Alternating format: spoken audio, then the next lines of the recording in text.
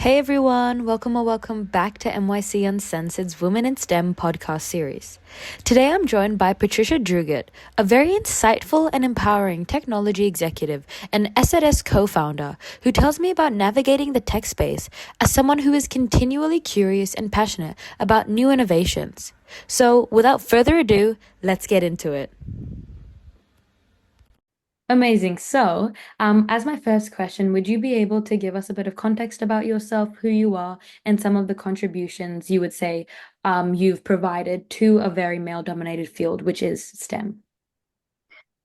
So I am the COO and the co-founder of Software at Scale. We are a engineering consultancy, right? So anything to do with software engineering and delivery as well. So delivering of technology projects. And I guess in my career, I started off my career as a software engineer and built it up into more technical leadership and delivering large projects for banks and insurance companies.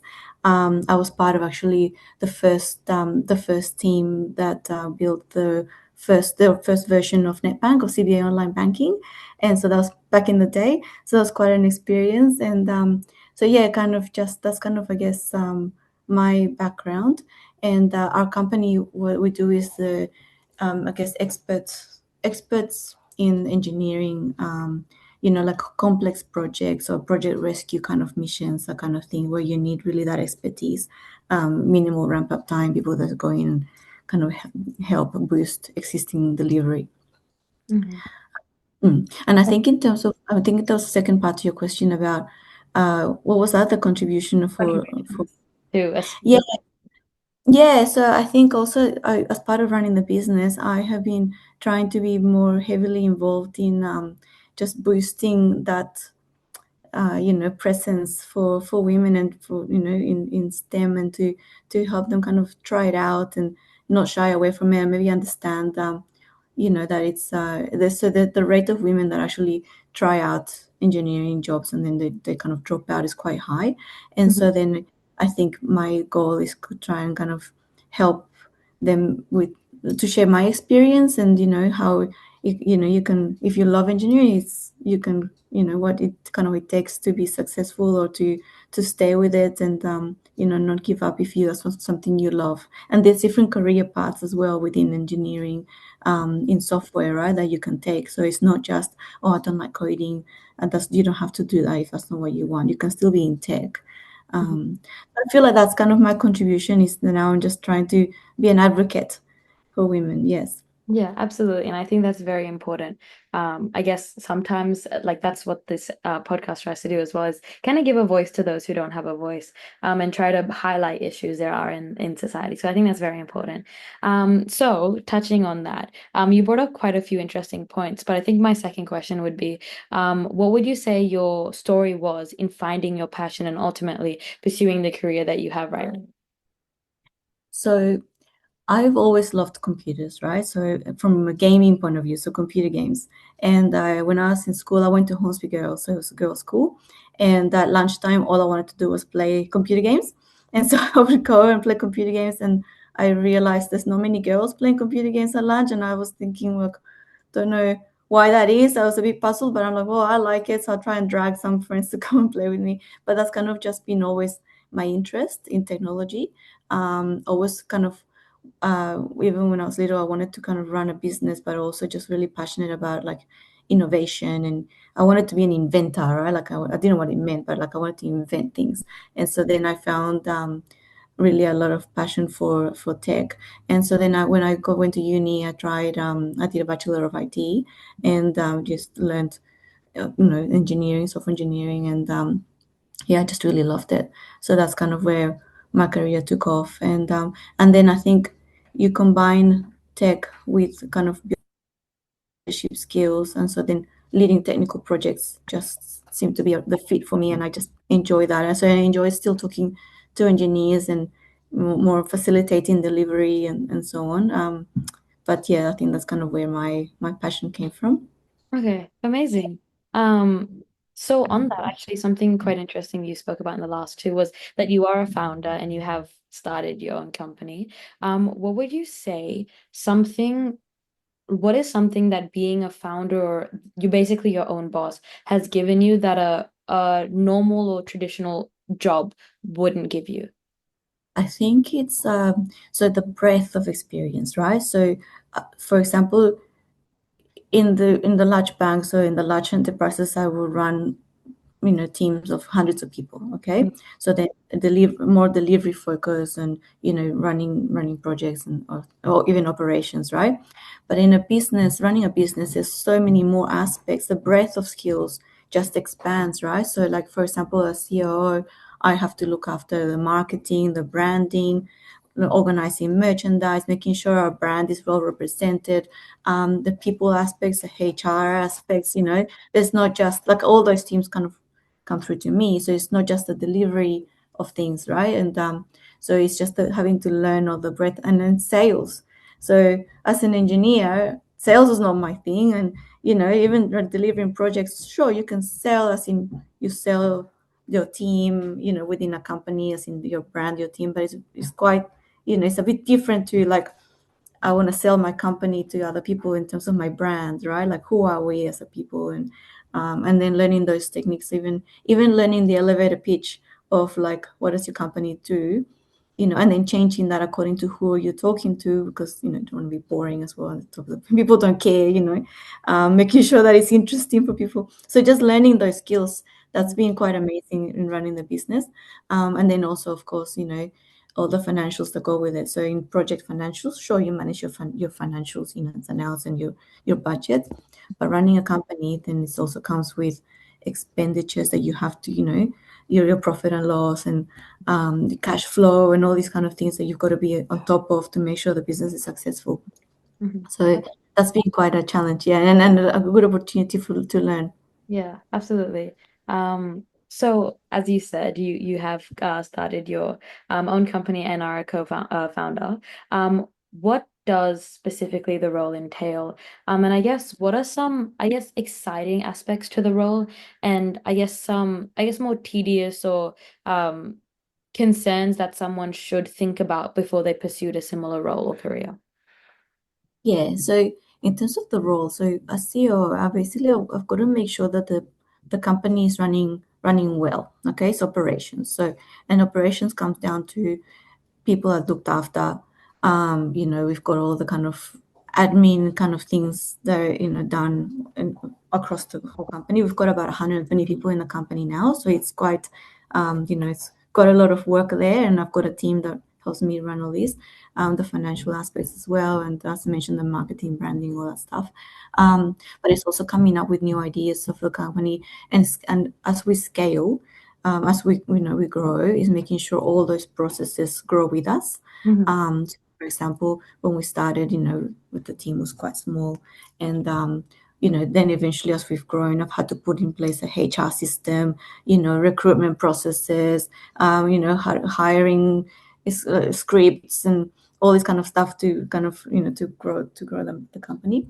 Um, so what's been most enjoying for me is, I guess, meeting other business owners that are also not even in tech, right? So there's business owners that need tech, but they're not in tech. And so meeting non-technical founders and having those chats, and they don't know what, explain to them, well, what's engineering? They just think engineering is engineering, right? There's good engineering, there's bad engineering, there's also just average. They don't know the difference. So Mhm. being across all that and just kind of being, I guess my passion for tech kind of helps the brand, but also learning about their business and what do they care about, and just being that customer service to non-technical people. So Mhm. that's been really exciting for me to be able to learn how to explain that and learning about other businesses. Um, a challenge is in running your own business. I work non-stop. And as a woman, obviously, I mean, everyone, I mean, not even just as a woman, but I've got a family, so I've got three little boys. And, but I do, as a mother, the boys, they want the mom. Sometimes that's all they want.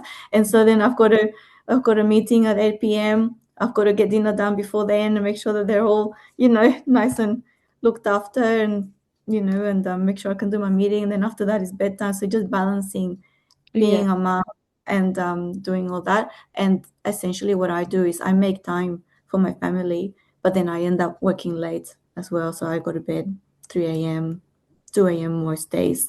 But that's a trade-off that I think I'm happy with, like I get to experience both. Something has to give. It's sleep. I guess that's all right.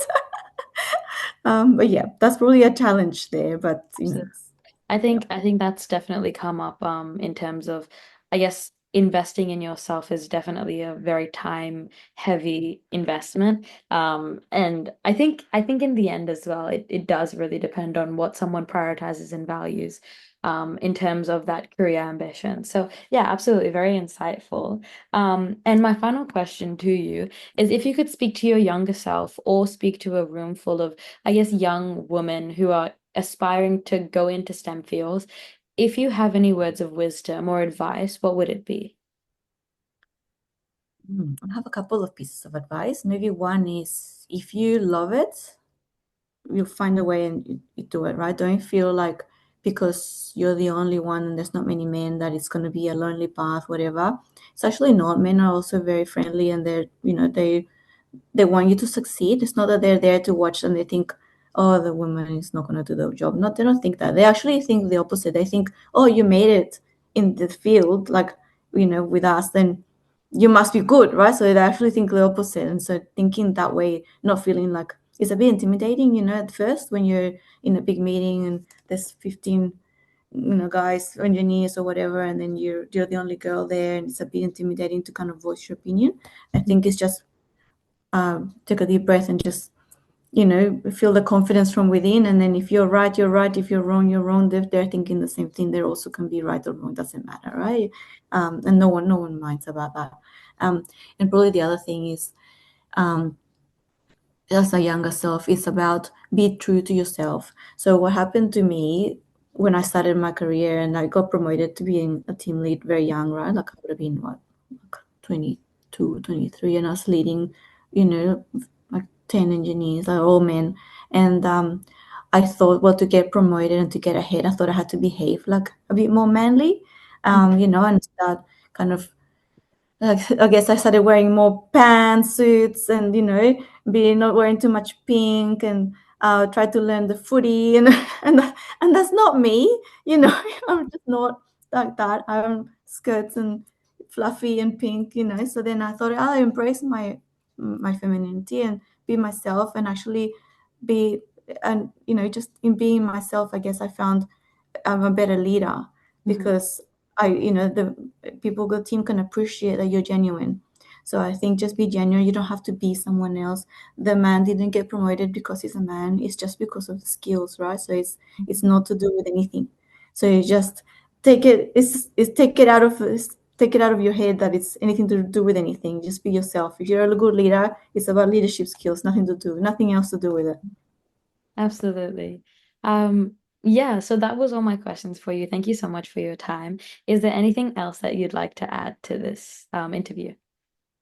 No, I guess I wanted to just maybe just reiterate. I'm so impressed with the work that you're doing, and I also mentioned I'm a strong advocate for encouraging women in STEM. And there is not for everyone, right? But I think if you love it, and it's definitely I enjoy it a lot, and it's there's a community of women that also enjoy it together, and it's very nice, very friendly. So definitely, I'm very supportive of the work you're doing. I'm very impressed. So thank you for having me. Thank you for coming on. When I've finished this episode, I'll just, I guess, refine the episode, and I guess I'll do a bit of introductory to what the session is. And once it's posted, I'm more than happy to send you the link to the podcast episode so that you can listen to it and maybe share it with family as well. That would be great. Are you gonna put it on LinkedIn as well? Yeah, I can send it to you on LinkedIn. With the podcast, we usually post on Podbean and Spotify. So I can also send you the Spotify link. And then yeah, I'll just send it to you on LinkedIn as well. Excellent. Well, if you do a post on LinkedIn from your profile, I can share it from my Okay. socials, from Okay, from my absolutely. I'll do that as well. company or whatever. Yeah, yeah. It's quite nice because then you can give your podcast more visibility from my networks as well. And if you ever needed some more other women, I guess in leadership or engineering or in STEM roles, kind of to interview, let me know. I've got a Yeah, lot that of would be networks. amazing. Yep. Yeah, I'll message. I'll definitely message. yeah, yeah. You tell Amazing. me who you're after, and I'll find them for you. Thank you so much for your time. And I appreciate all the insights that you gave today. Yeah, thank you. Thanks for having me. You have a great day. Bye. You too.